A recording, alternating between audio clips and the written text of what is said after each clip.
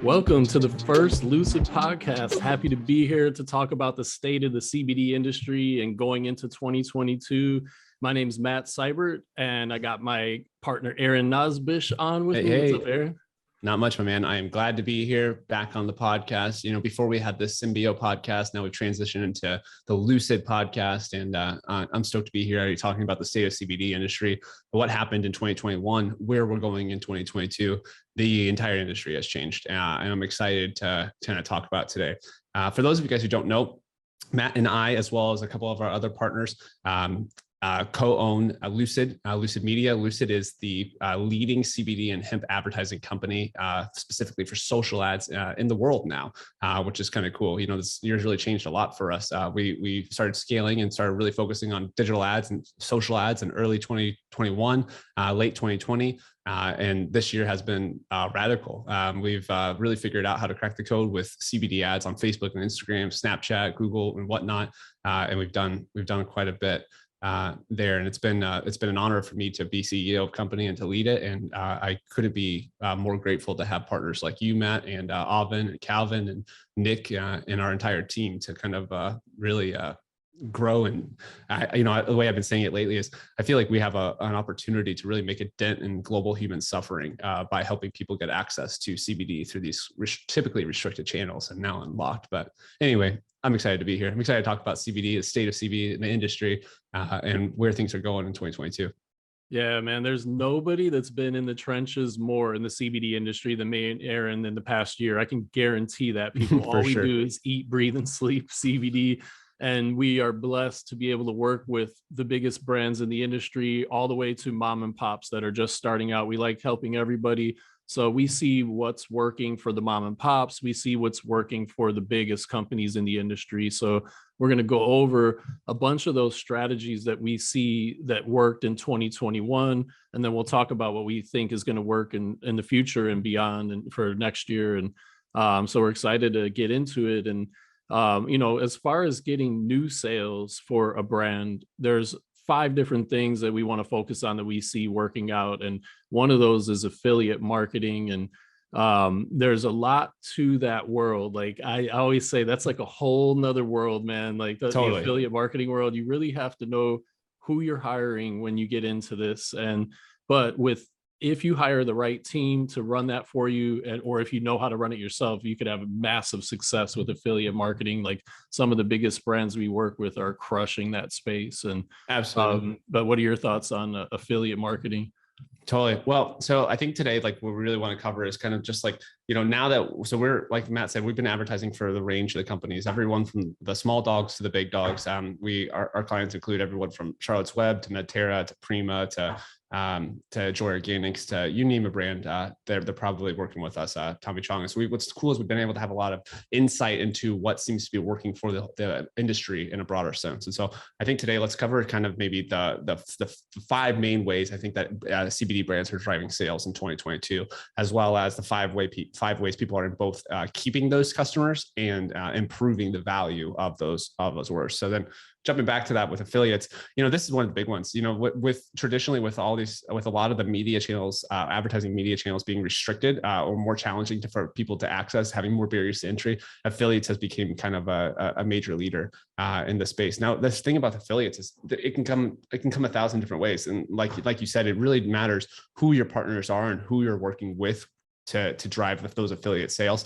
I find that the outside of finding the right partners, the biggest challenge is actually making sure that the ads that these affiliates are running and the messaging that the affiliates are running are on brand and maintain on brand while they run them. Because a lot of what happens a lot of the times is you see some really scammy affiliates that you might find out on one of these affiliate sites, and they go and just change your messaging, change your branding. They'll just do whatever they need to do in order to drive the sale. Or they'll use celebrities in the ads that aren't even giving Absolutely. consent. Like that happened to 2 brands that we know, and they got sued, and they had to work it out with the celebrity. And you have to really police your affiliates that you work with and make sure they're honorable people, because they'll 100% do shady stuff like that. I think that's probably number one thing, is actually making sure that the affiliates, the partners that you're working with, whether it's a site or a person or a group of people, are vetted, that they agreed to not do anything that would harm your brand, nor put you in a sticky legal situation. And this especially matters to the larger brands. I mean, I've known even larger brands that have gone to unfortunate situations this route. So I give a shout out to Matt Stein over at Rev Offers. They do some affiliate work and they do a pretty good job. Let them know that Aaron and Matt sent you, and that would be someone I would recommend. They work with a lot of big brands and do some good work. There's also a lot of sites out there, and unfortunately, I don't have like a great referral for affiliates. I've met a lot of people over the years that say they do it, and I've seen a lot of companies and brands that we've worked with that have done well with affiliates. But I typically find I maybe Matt, you do, but I don't have any one specific I would recommend outside of Matt Stein at Rev Offers. Do you have anyone specific that you would recommend to people? Honestly, no. Like there are really interesting ways of finding affiliates online, though. If you just do some, convincing or some smart Google searching, you'll find some affiliates. Like just type in like CBD affiliate marketing and things like that. Yeah. But yeah, it's tough, man, to find good ones. And when you do find them, don't let them go. Yeah, and I do trust Matt Stein at Rev Offers. He's like the only one that I know well enough to say, yeah, I trust what they can do. And he has worked with some big brands, everyone from Charlotte's Webs to Honest Paws. We send a lot of clients or send a lot of referrals to each other. But he's been he's probably the best that I know of in the space. I do think if you put some effort out there to find some people that you will find some people. And what we're going to try to do here, guys, is while we give you the way, like we know and we're seeing the ways that people are driving revenue, and our goal is to actually give you some insights and some direction so you can take a next step towards that. So affiliates, Matt Stein, Rev Offers, also reach out to start looking on Google, ask in the group. We have CBD Business Success with 14,000 members now. Ask in the group. I'm sure you'll find someone. Yeah, Offer Vault too is one that I've seen success on. So check out Offer Vault.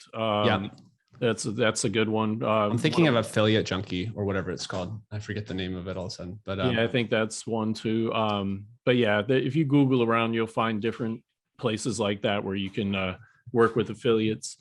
Totally. Okay, so to keep going off with that.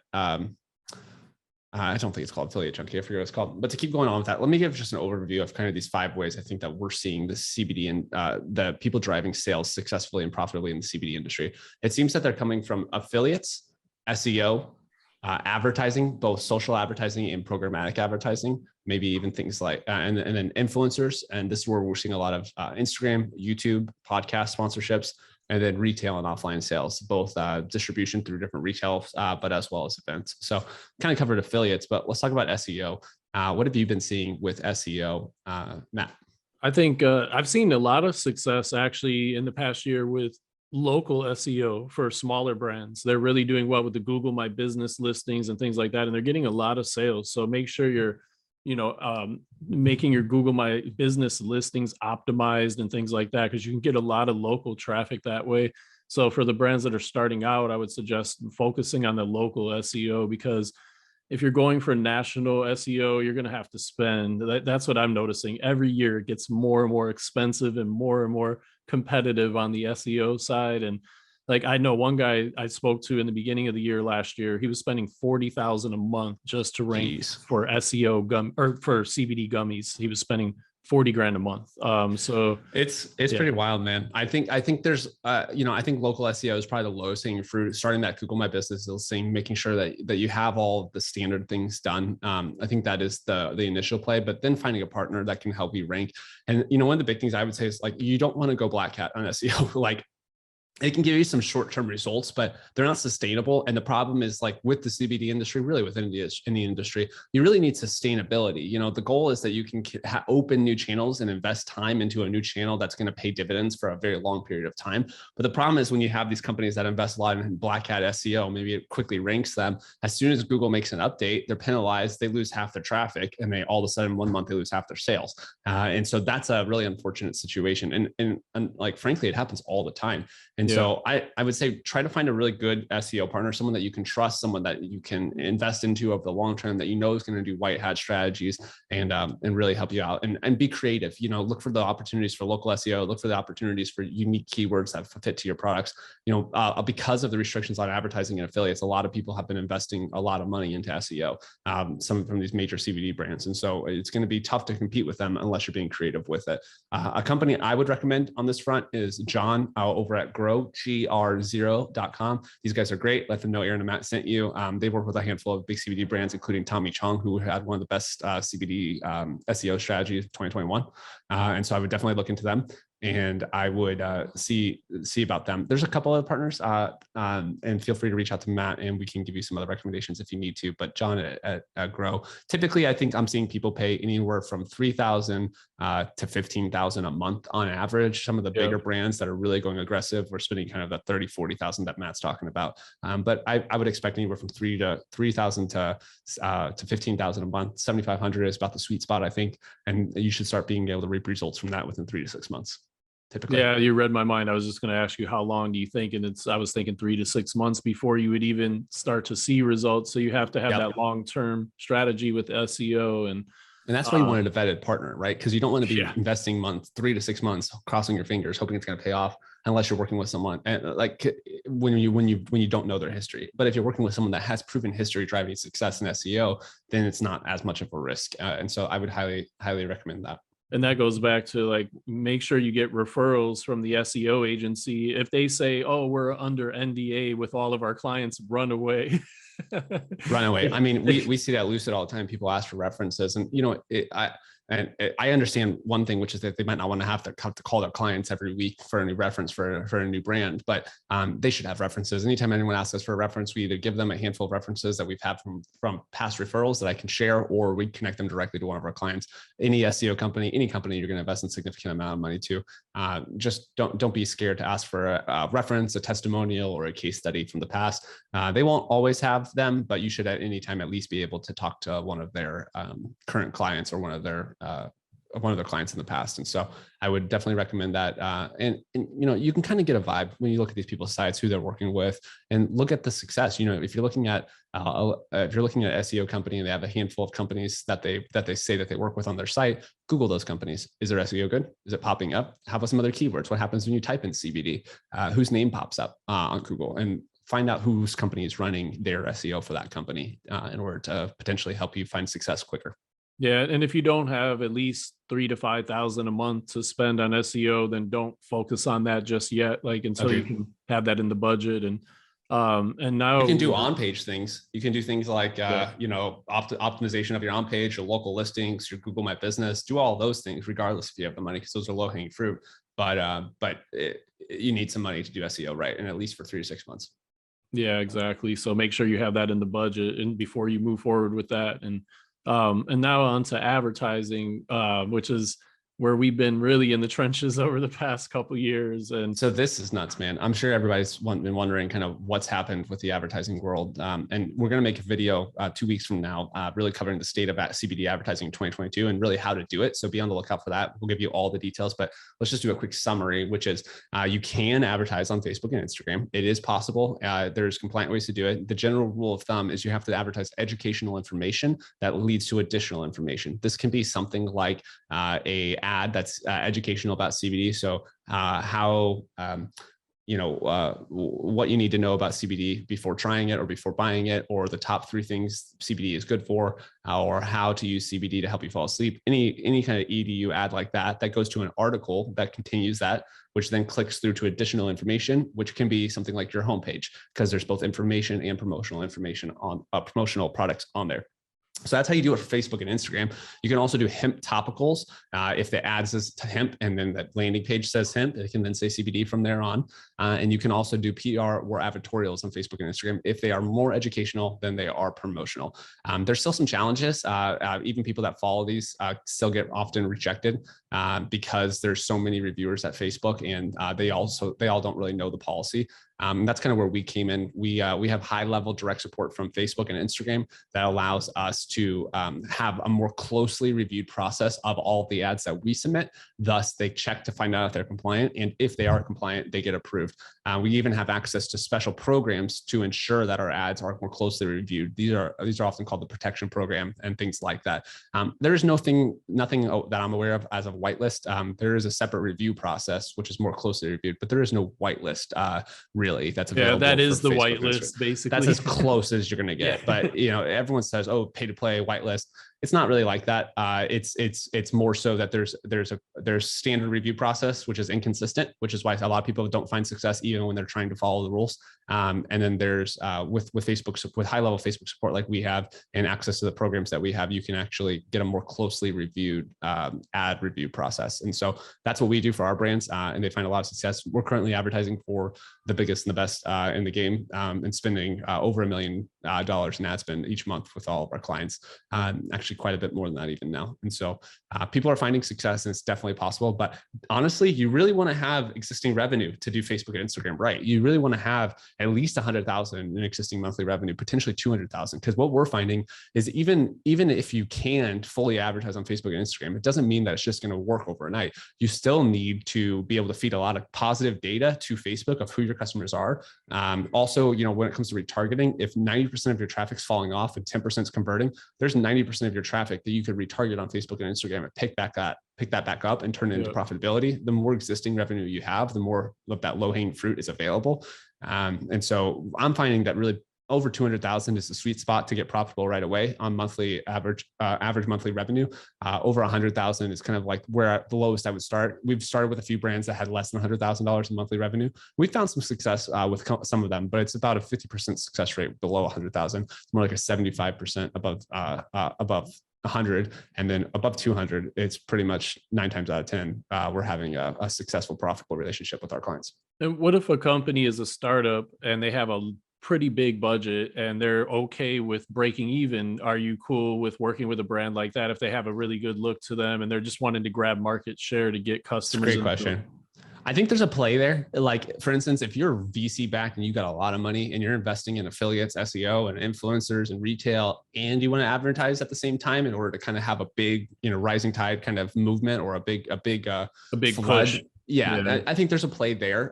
But if you're just a startup and you're trying to pick one channel to invest money in and you're below 100,000, you're below 50,000, I honestly wouldn't pick Facebook and Instagram, just because it's not that they don't work and they don't drive traffic. You'll feel the traffic, you will drive sales, but it's how profitable they are. And it's hard to pay someone like us to run your ads, to get you into these special review processes and to make sure you're fully compliant, and to pay the ad spend to then drive the profitability. So it can be more challenging. If I was in an under 100K situation, I would focus on affiliates and influencers and SEO prior to investing in Facebook and Instagram. And then as soon as I have those things running, though, I totally would. The only exception I think would be is if you have a lot of funding.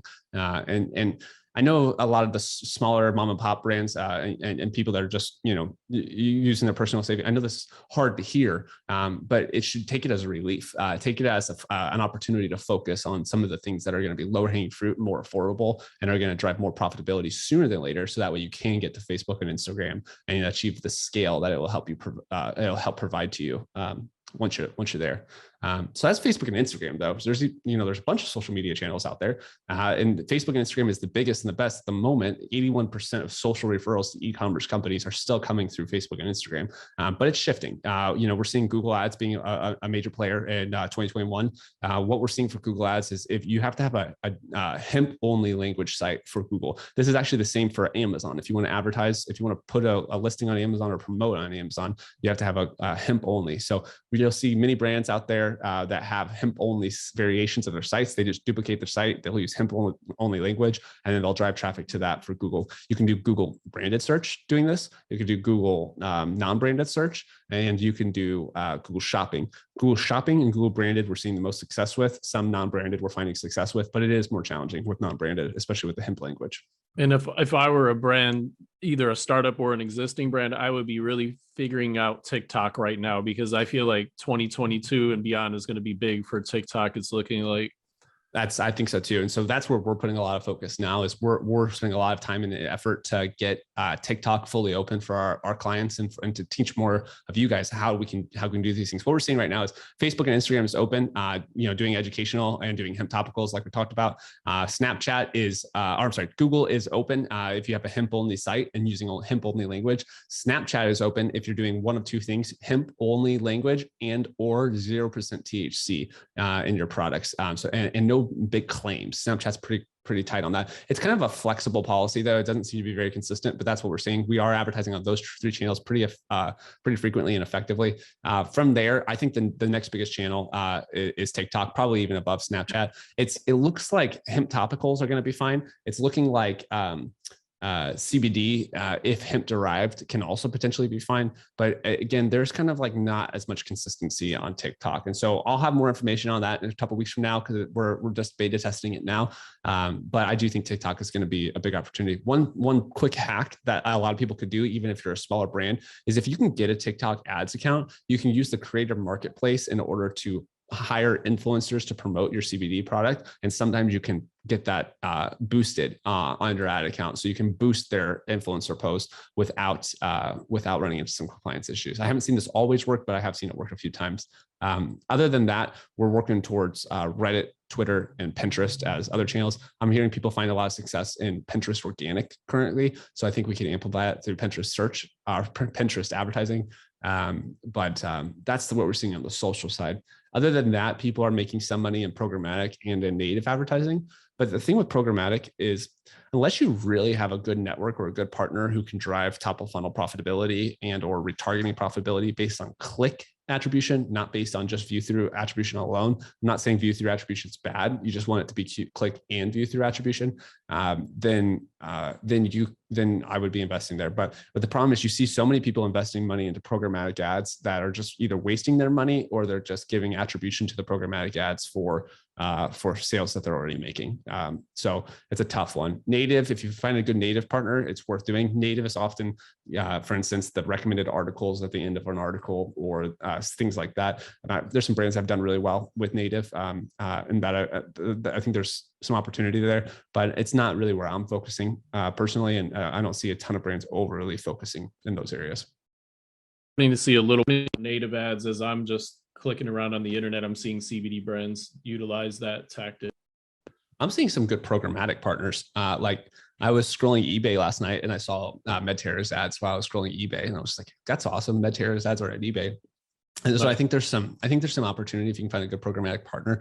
You got to be careful. There's a lot of people who lose their butts on programmatic advertising. Yeah, that seems to me more for brand recognition than for sales than anything. It just right. See that brand as you're scrolling around, but you're probably not going to click on that and shop and all that, but you'll see the brand and those things. There's definitely a play for that. I don't want to undervalue that, but it becomes more of a play when you have more sustainable revenue, less of a play when you're just starting out.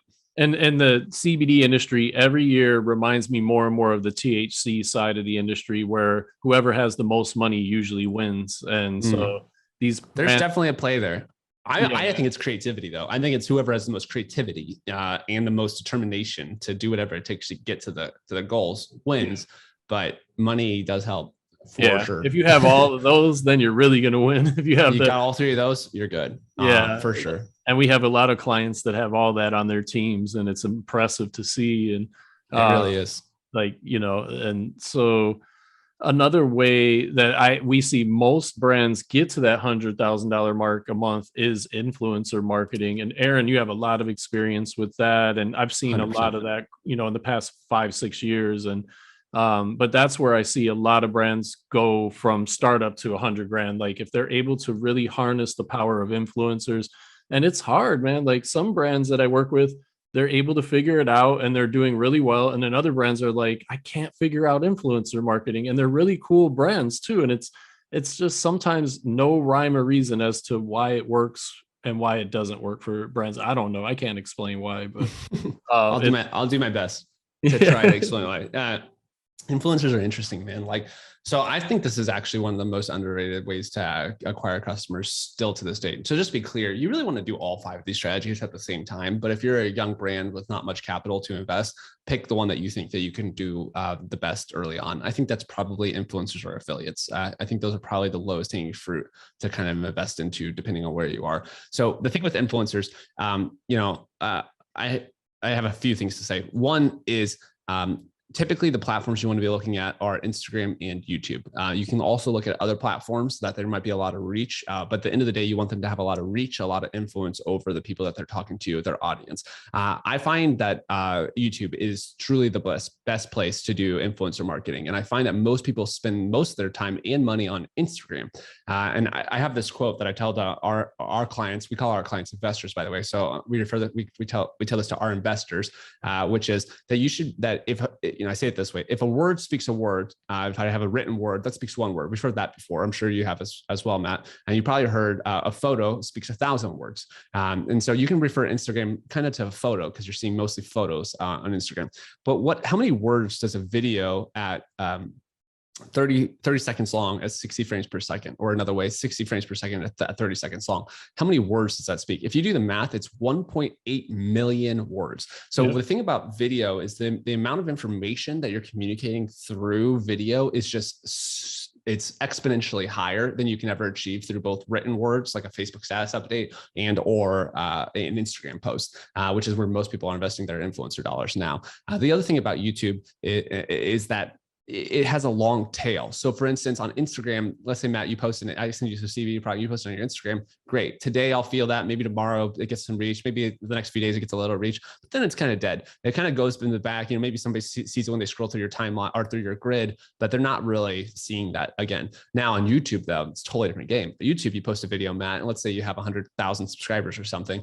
We get a big influx of people who see the video right away. And then over the next week, several weeks, months, people are continuing to watch that video and it's continuing to climb and drive more viewership and all that. So essentially there's a lot longer of a tail for your product to get promoted. Well, also with YouTube, it's like I watch a lot of YouTube. I don't watch regular TV anymore. I just watch YouTube mostly. And Me too. Whenever I find a good YouTube creator that I like, I'll go back and watch a lot of their old videos. So that's what's happening a lot too. They just have a 100%. Long lifespan.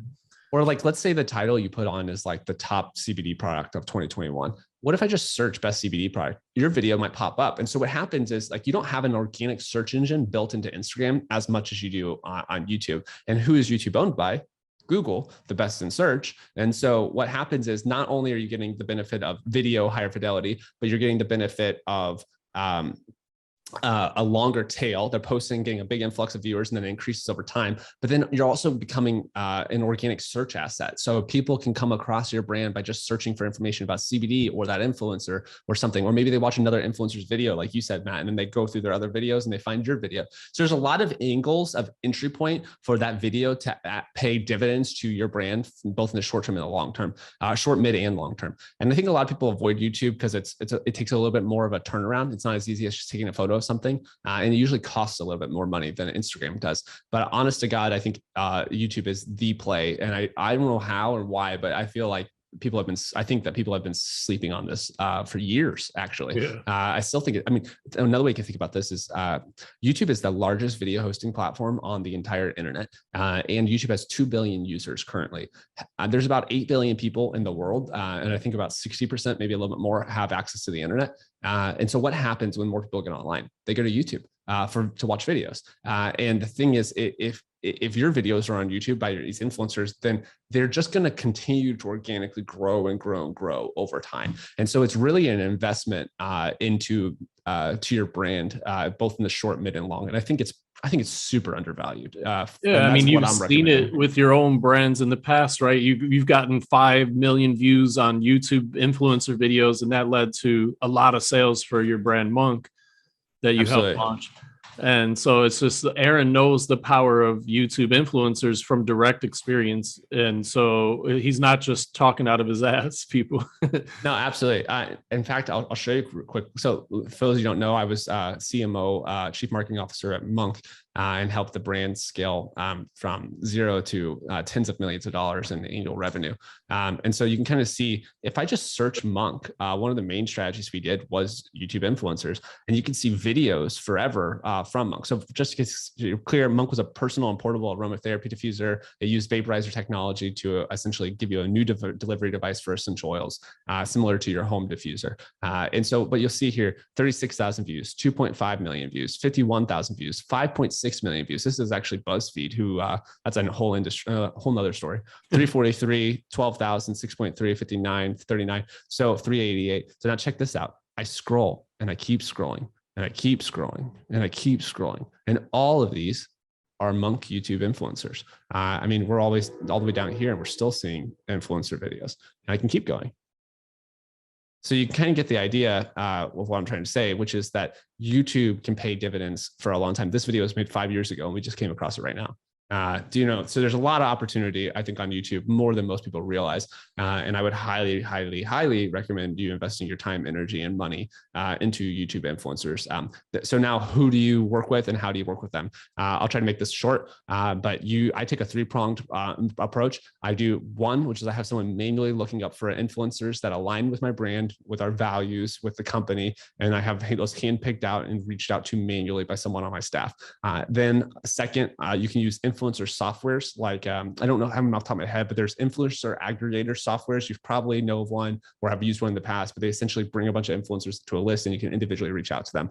The third way is you can hire an agency who will go find influencers on your behalf and make deals. I actually suggest doing all three. If you're only going to do one, do the manual one. What you're really looking for is influencers who align with your values. So if you're, I'll throw out another one of our clients, Beam TLC. They're really focused on sports and again, CrossFit and some of these things as just one of their niches that they support. And so, like if Beam's really, if that's what a lot of our brand reflects in our values of how we present ourselves online, then I'm going to go after influencers online who already are in that world, who already value similar things that our brand values. Because then when I reach out to them, they're more inclined to want to work with us or the brand because there's alignment behind our missions, behind our audiences, between our values, and because their audience is going to benefit from receiving and knowing more about your products. The thing about influencers is they're trying to grow their channels and their influence, so they don't want to just shill junk products or products that don't align with their audience. So don't go after necessarily a tire mechanic and try to get him, and he has a big influencer channel on how to fix your car. Maybe that makes sense if you have some reason for it too, but like if you're, I think about Cornbread Hemp, they're more of kind of the underdog, kind of like Kentucky kind of vibe. Maybe it makes sense there, but generally I don't think it probably makes sense for your brand. So don't go after them. Go after people who really do align with your brand. Go after people who really do, and what you'll find is that the relationship becomes cheaper and the influencer does a better job of promoting your product. And because because your alignment between brand and influencer, there's also alignment between brand and their audience. And so the conversion rate that the traffic increases quite significantly. So very important information. I think that's exactly how I would suggest going back about influencers. Yeah, and I would rather have 15 to 20 really passionate influencers that match my brand than 1,000 influencers that are just shilling products out there. Like you'll have a much better result with working with those, I think so too, people that really fit your brand and that are really on board, that want to promote your brand, that are excited about it. That's who you're looking for, not just somebody that sells all the CBD brands every month. They just switch to a new brand or whatever. That's just not going to get results. Like there's a difference between there's influencers and then you have people of influence. You want to work with people of influence, like that can really absolutely move the audience and, make it happen. I'd say too, on that point is like, there's a lot of outputs that you can get from influencers. Like if you get their video and they post it, and part of the deal is that you have rights to use their video and ads, like you can kind of position that like, hey, if you make this video, we'll cut a clip of it and use it in our ads, which if they're compliant, you can use on Facebook and Instagram or other channels, or maybe even just post your organic Instagram or YouTube, whatever.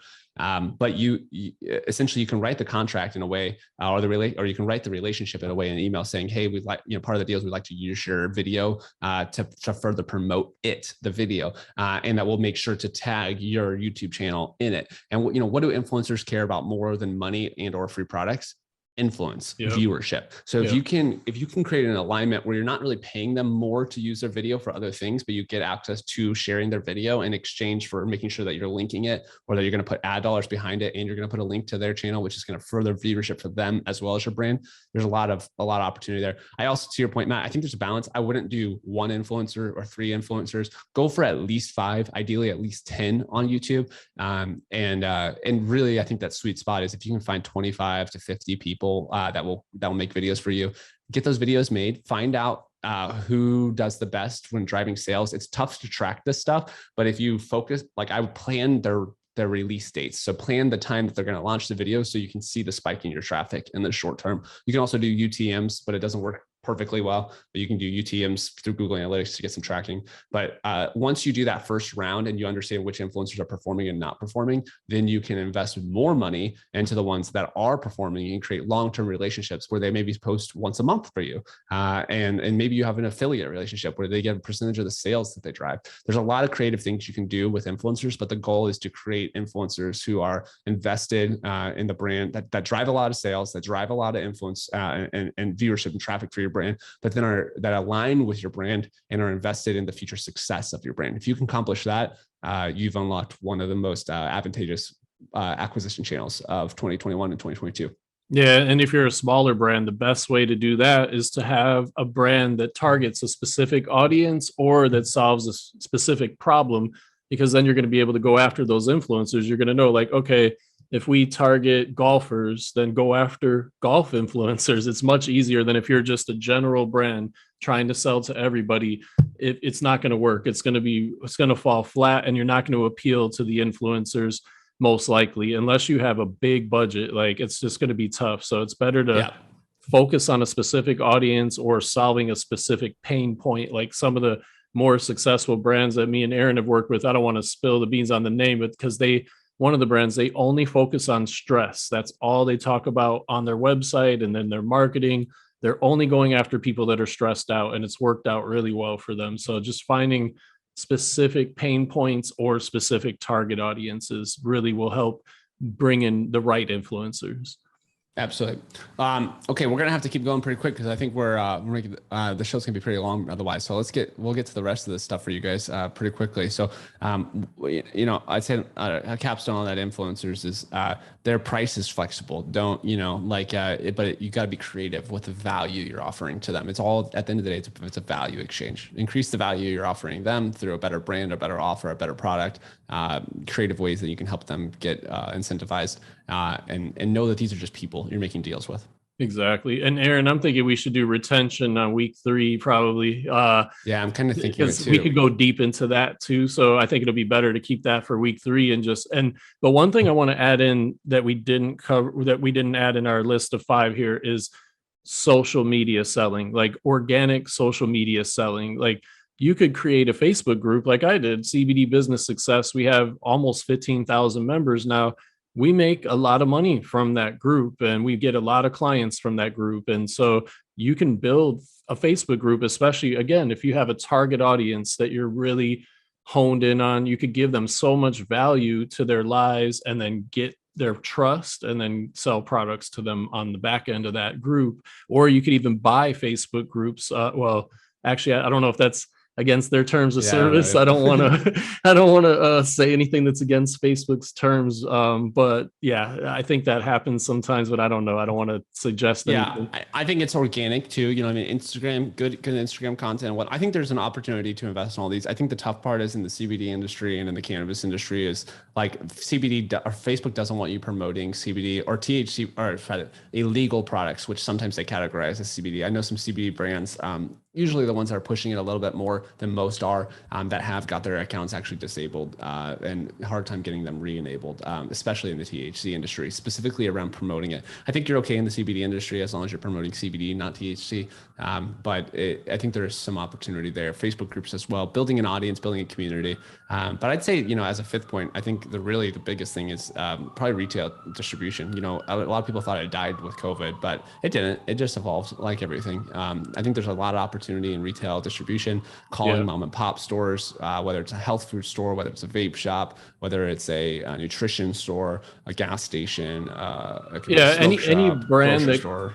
like any brand that comes to me and they're like, Matt, I need to get sales right now. I say, go start hitting up the stores in your area. Like when I Always hanging launched, fruit.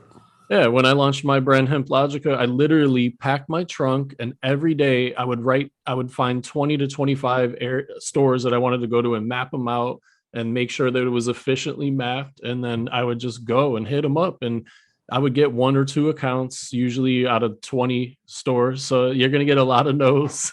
A lot of But no's, but they imagine lead if to the at the end of yeses. the month, you have 10 new accounts, and then they're ordering maybe $5,000 each or a couple grand each or whatever. And it starts to add up.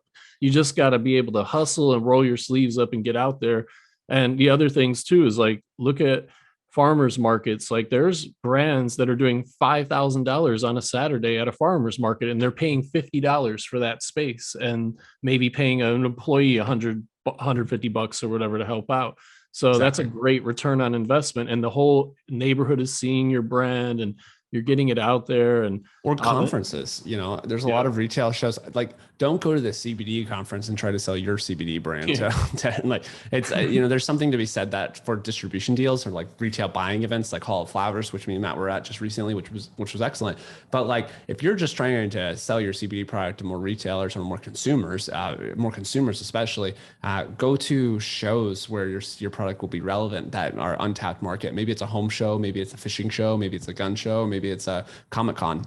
It doesn't actually matter. It's just a niche where the audience would be benefit from CBD products.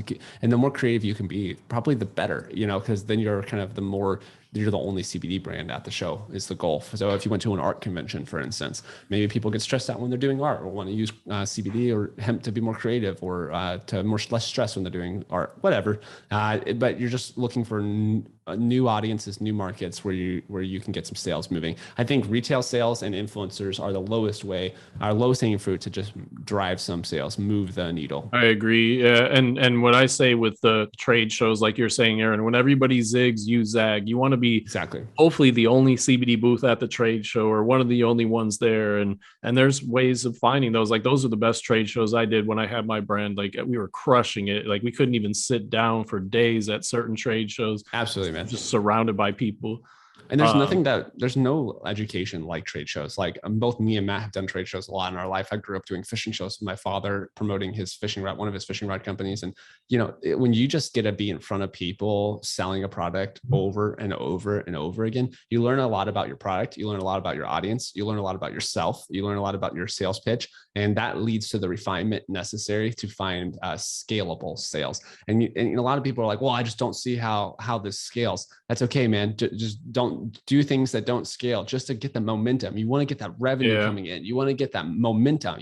The momentum breeds more momentum. That movement breeds more movement. And so as soon as you get those initial sales and you start figuring some of these things, new possibilities will open. So don't be scared of doing things that don't necessarily scale in the short term, because sometimes it can give you just a new perspective on what's possible. I often compare this to like, if you climb a hill, the perspective on your city is a lot different. If you climb a mountain, the perspective on the city is a lot different. If you're flying in an airplane, the perspective is a lot different. And you can see opportunities that others can't, and you can have access to new opportunities that could really help you. So just even if it doesn't scale, lean into something that can get you to a better view and might help build into future opportunities. Yeah, you never know who you're going to meet at these trade shows. Like one of my main mentors, I met at a trade show and we're good friends to this day. And I met him years ago and he teaches me a ton, like in other areas of business. And so you never know, you just get to meet people, interesting people at trade shows where you might not do that if you're just working behind your desk in your home office all the time. Absolutely. So good to get out there. I'll touch on retention and average. Just these are the 5 things that we would say to do for maintaining retention, for retaining customers and improving average order value. A couple weeks from now, we'll do a video on it. 3 weeks from now, we'll do a video on it. But just to kind of cover a little bit, it seems that brands are really focusing on email, text messaging. Text messaging, we're working with a partner via. If you go to them, reach out to us at Lucid, we'll connect you to them, or you can go to them, just let them know that Lucid sent you. That seems to be the best way to get access to text messaging. It is more challenging with CBD and hemp, but Via has figured out new ways to do it, and they are great. ViaCustomers.com, I think, is their site. And then CRO, so conversion rate optimization, making changes to your site to improve conversion rate, better brand, better website. These are, of course, opportunities there. Upsells and cross sales. And without further ado, probably the most important thing to do to retain customers and increase your average order value and your lifetime value is subscriptions, man. Like if you're not doing subscriptions, you are effing up. That is the play. The easy way to think about it is just like, let's say you drive 100 sales this month, which is great. If you don't have subscriptions, you're starting from zero the next month. But even if 5 or 10% of those customers that you drove in that first month are subscription, you're starting with 5 or 10 customers in month 2. And I know that doesn't sound like a lot, but the exponential growth, the compound return of that is huge and can really make a difference.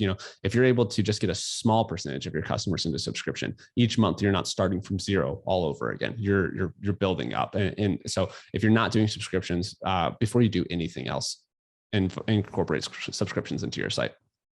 I agree 100%. And so I think we've left you guys with a lot of good info today. Hopefully you're taking notes, and you can always reach out to us if you have any questions on Facebook Messenger, or email us. And wearelucid.com is our website. So you can reach out through there as well.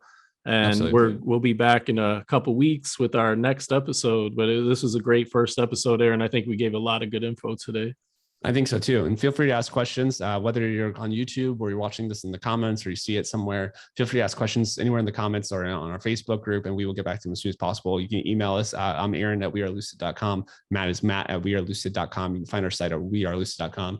We, again, are the leaders in the advertising space for CBD and hemp on social advertising, and we would love to support your brand. We also give referrals, something we haven't mentioned in the past, but we give referral fees to people if they have a client or a brand that might be interested in advertising with us. So feel free to send them over to us. And if it ends up being a relationship and a partnership that we create, then we will send you a kickback for that. And so I'm stoked, man. I'm glad that we're doing the Lucid podcast. I feel like this is the beginning of some really cool stuff. And follow along. If you're not subscribing, subscribe. If you're not following, follow. And we're going to be dropping just the most valuable information we can about the CBD, hemp, and cannabis market as frequently as we can. We think that value begets value, and we're here to support and serve all of you. So thank you for watching, and we'll see you in the next one. See you next time, people.